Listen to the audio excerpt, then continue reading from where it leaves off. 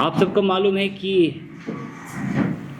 कल से हमारे कांग्रेस पार्टी और कुछ गिने चुने लोग हमारे माननीय मुख्यमंत्री पेमा खांडू जी के ऊपर बहुत सारे आरोप उठा रहा है। यहाँ भारतीय जनता पार्टी मुंह तोड़ जवाब देने के लिए हम लोग यहाँ आए हुए हैं। मैं कांग्रेस पार्टी को ये कहना चाहता हूँ कि वो एक कहावत है ना, आप गोबर फेंक कर लाख कोशिश करो कि गोबर पर सोना ढूंढने के लिए, लेकिन आपको सोना मिलेंगे ही नहीं। क्योंकि हमारे माननीय मुख्यमंत्री पेमा खांडू जी, अगर आप देखें अरुणाचल के इतिहास को देखें, हमारे अरुणाचल के माननीय मुख्यमंत्री पेमा खांडू जी के जो 10 वर्ष में जो काम हुआ अरुणाचल पे, वो इतिहास में अरुणाचल में कभी नहीं हुआ।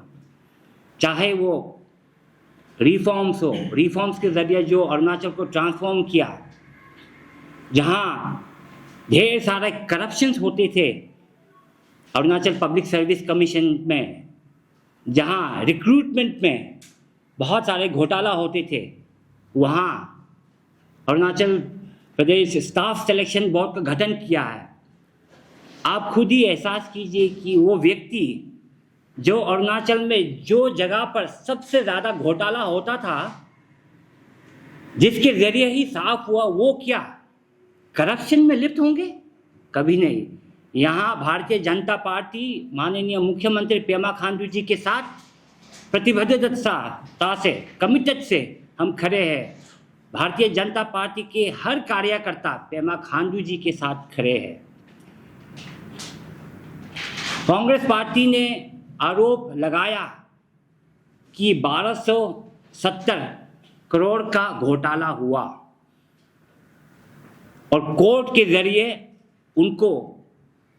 जरिए जजमेंट पास किया गया। शायद कांग्रेस पार्टी को कोर्ट के ऑर्डर को ठीक तरीका से समझा नहीं। ये एक सुप्रीम कोर्ट के जो ऑर्डर थे, वो एक प्रिलिमिनरी इंक्वायरी है जिसके ज़रिए दस्तावेज सबमिट होंगे कोर्ट पर। यही महज एक प्रोसेस है जिसके ज़रिए ये देश प्रोसेस के ज़रिए चलाया जाता है। और हमारे जो माननीय मुख्यमंत्री है, वो संविधान और कानून को, सुप्रीम कोर्ट को पूरी इज्जत करती है। इसलिए आज माननीय मुख्यमंत्री जी ने खुद कहा कि वो स्वागत करते हैं ये प्रिलिमिनरी इंक्वायरी को। इसके बारे में टेक्निकल एस्पेक्ट के बारे आपको बताने के लिए और विस्तार से बताने के लिए हमारे साथ आए हुए हैं honourable MLA Topin Ete ji. Court का जो अभी का जो कोर्ट का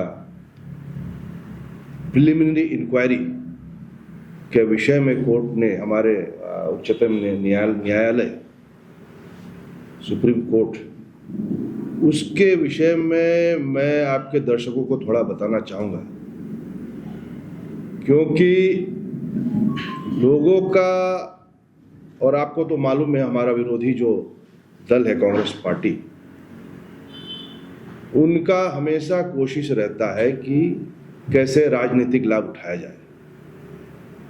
जैसे कि मेरे मित्र सुमिति जी ने बताया, पेमा खांडू जी के आने के बाद, सरकार में आने के बाद जिस रफ्तार से राज्य ने प्रगति देखा है, दैट इज अनपैरेलल्ड। और मुझे लगता है कि कांग्रेसियों को यही बात हजम नहीं होता है कि किस तरह से उनके समय में, उनके कार्यकाल में जो प्रगति का रफ्तार जो था वो इतना धीमा था, कछुआ का चाल में चल रहा था। आज जब बुलेट ट्रेन की रफ्तार से प्रगति पेमा खांडू जी के समय चल रहा है, तो शायद इसको हजम नहीं कर पा रहे हैं। इसलिए किसी ना किसी तरह आपका पब्लिक को गुमराह करने का भरपूर कोशिश करते हैं। तो जहां तक मेरा लिमिटेड कानूनी नॉलेज है, कानूनी जानकारी है, मैं आप लोगों को बताना चाहूंगा कि इस ऑर्डर में जो रिलेवेंट पोर्शन है, कांग्रेस ने जो जो आरोप लगाया और उनके और भी कुछ गिने चुने लोग हैं जो आरोप लगाया है, मैं उनको सबसे पहले तो मैं रिक्वेस्ट करना चाहूंगा कि जजमेंट का जो सीरियल नंबर 45 जो पैराग्राफ है उसमें जाए। मैं आप लोगों को उसको पढ़ के सुनाना चाहूंगा। इसमें लिखा है, that is the operative portion. We clarify that the observation made in this judgment are for the purposes of deciding whether an independent investigation is warranted. यानी कि इन्वेस्टिगेशन जरूरी है ना नहीं है, ये उसके लिए है। This shall not be constituted as findings on the merits of any allegations. इसमें केस के मेरिट्स में कोई इस फाइंडिंग्स में इसको कंस्टिट्यूट नहीं किया जाएगा। And this shall not prejudice any person in the proceedings that में अराइज। क्लियर कट लिखा हुआ है कि ये this is for purpose of, इसमें इन्वेस्टिगेशन दरकार है या नहीं, वेदर इट इज रिक्वायर्ड और नॉट, और ये किसी के प्रेजुडिस में नहीं होगा। ये क्लियरली यहां में लिखा है। तो मैं आप लोगों को जस्ट बताना चाहूंगा, इसका मतलब यह है कि जिस तरह से कांग्रेस बोर्ड को चिल्ला रही है कि कानूनी प्रक्रिया शुरू हो गया, जैसे legal process has not started, legal process has not started. जब कोई भी प्रिलिमिनरी इंक्वायरी होता है, यह फैक्ट फाइंडिंग होता है, यहां से कोई भी कानूनी कार्रवाई शुरू नहीं होता है। That is the process. और जब आप इंक्वायरी में आपको जब कुछ इंक्वायरी में कुछ मिलता है, उसके बाद एफआईआर लॉन्च होता है। ठीक है, कानूनी प्रक्रिया ऐसा है कि पहले प्रिलिमिनरी इंक्वायरी, फिर एफआईआर लॉन्च, फिर जो इन्वेस्टिगेशन का बात इसने कही है, फिर इन्वेस्टिगेशन होती है, फिर इन्वेस्टिगेशन होने के बाद चार्जशीट दर्ज किया जाता है कोर्ट के सामने, फिर कोर्ट जो है कंसिडरेशन ऑफ चार्जशीट होता है, फिर उस चार्जशीट के ऊपर एक्यूज फिर रिप्लाई देता है, फिर रिप्लाई देने के बाद कोर्ट ये देखता है कि वेदर दिस कॉन्स्टिट्यूटेड ऑफेंस और नॉट। उसके बाद अगर ऑफेंस होता तो ट्रायल में भेजता है, ऑफेंस नहीं होता तो डिस्चार्ज कर देता है। अगर उसको लगता है कि प्राइमा फेसी, प्रथम दृष्टि से लगता है कि केस में कुछ है, then they further go for trial. उसके बाद आर्गुमेंट होता है, क्रॉस एग्जामिनेशन, देन ये है हमारा कानूनी संविधान से दिया हुआ प्रक्रिया। और अभी जो फैक्ट फाइंडिंग, जो प्रिलिमिनरी जो इंक्वायरी है, ये कानूनी प्रक्रिया अभी शुरू हुआ ही नहीं है। और जिस प्रकार से कांग्रेस पार्टी चिल्ला चिल्ला के रूफ टॉप से बोल रही है कि कानूनी प्रक्रिया स्टार्ट हो गई, ये पब्लिक को गुमराह कर रही है, ये पहले मैं बताना चाहूंगा।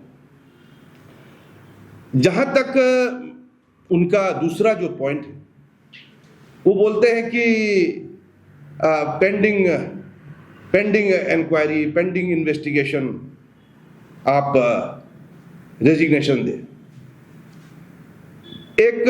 एक बीमारी है, एक मेडिकल चिकित्सा में एक बीमारी है, मेरा ख्याल से कांग्रेस वालों को बीमारी हो गया। उस बीमारी को कहते हैं सेलेक्टिव एमनीशिया। सेलेक्टिव एमनीशिया, आप कुछ चीज को आप याद रखना, जिसको आप याद रखना चाहते हैं उसको आप याद रखते हैं, जिसको आप याद रखने का दिल नहीं उसको आप याद नहीं रखते। वो भूल गए कि मनमोहन सिंह जी, आपका शीला दीक्षित, आपका जब चिदम्बरम जी, अभी हाल ही में अरविंद केजरीवाल, ऐसे सैकड़ों केसेस हैं जहां पे प्रिलिमिनरी इंक्वायरी में मोरल ग्राउंड से रिजिग्नेशन देने का कोई प्रथा है ही नहीं है। आप इतिहास में जा सकते हैं, लेकिन आज कल का प्रेसिडेंट में आप कांग्रेसी प्रेसिडेंट को देखिए, कहीं में भी प्रिलिमिनरी इंक्वायरी पेंडिंग, उनका नहीं है। तो इसको मैं बोलता हूँ सेलेक्टिव एमनेशिया, कि वो अपने समय में जो चीज नहीं की उसको वो भूल जाते हैं और बोलते हैं कि आप ऐसे करिए। तो ये मैं कांग्रेस वालों को और उनको मैं बताना चाहूंगा कि आप जैसे चाहेंगे ये नहीं चलेगा। देश संविधान से चलता है, देश कॉन्स्टिट्यूशन से चलता है, आप डिक्टेट नहीं कर सकेंगे। तो अभी प्रिलिमिनरी इंक्वायरी जो चल रहा है, प्रिलिमिनरी इंक्वायरी हम सुप्रीम कोर्ट को, उच्चतम न्यायालय को नतमस्तक करते हैं। उन्होंने जो भी इस ऑब्जर्वेशन दिया है हम उसे मानते हैं, और उन्होंने जो प्रक्रिया बताया है उसको हम अच्छी तरह से हम उसको पालन करेंगे। हमारी ओर से कोई कसर नहीं छोड़ा जाएगा। जैसे हमारे मुख्यमंत्री ने कहा कि he is welcoming the investigation, welcoming the inquiry को वेलकम कर रहे हैं, और इंक्वायरी में जो भी चीज होगा he is willing to cooperate, और जैसे कि नोडल ऑफिसर्स भी नियुक्त किया गया है। तो इसमें कहाँ से मॉरल ग्राउंड में रेजिग्नेशन का बात होता है, मुझे तो समझ नहीं आती है। मेरे ख्याल से ये एक ख्याली पुलाव है। ये सपना जो है कांग्रेस या उनके सोच वालों का, मेरे ख्याल से ये जो ख्याली पुलाव है ये कामयाब नहीं होगा, और रेजिग्नेशन का कोई बात ही नहीं, कोई सवाल ही नहीं है। उल्टा पेमा खांडू जी के साथ हम भाजपा के कार्यकर्ता हम सब साथ हैं, और वो राज्य को जिस प्रगति को जिस स्पीड से ले जा रहे हैं, जिस रफ्तार से ले जा रहे हैं, वो बराबर चलते रहेगा। उस रफ्तार को रोकने का जो भी कोशिश करेगा वो रुकेगा नहीं। ये एक ऐसा चीज है, थमेगा नहीं, आंधी है, ये थमेगा नहीं। तो मैं आज मीडिया बंधु को मैं ज़्यादा नहीं बोलूँगा। मैं वंस अगेन हमारे उच्चतम न्यायालय को नतमस्तक करते हुए मैं अपना जो भी है इसमें मैं यहाँ पे अभी रखना चाहूँगा। मैं आप सबको ये भी कह दूं कि जो कांग्रेस पार्टी ने जो चिल्ला के कह रहा है कि पद से इस्तीफा करना है माननीय मुख्यमंत्री को, देखिए मैं अरुणाचल की जनता को ये कहने चाहता हूँ कि माननीय मुख्यमंत्री पेमा खांडू जी मुख्यमंत्री पद संभालने से पहले पेशा से वो बिजनेसमैन था, वो बिजनेस करता था। और ये जो आरोप लगाया है कांग्रेस पार्टी ने 1200 करोड़ का जो करप्शन हुआ, 10 वर्ष में 1200 करोड़ का जो करप्शन हुआ, जहां 10 वर्ष में वर्क लगभग 45,000 करोड़ का वर्क अलॉट हुआ गया है, और वहां पे कांग्रेस की आरोप है कि 1200 करोड़ का करप्शन किया गया है उनका किट और किन के जरिए। मैं आपको ये स्पष्ट कर दूं कि ये जो टेंडर्स भी अवार्ड किया गया था, it was awarded for following all formal modalities as is required by the rules and regulations.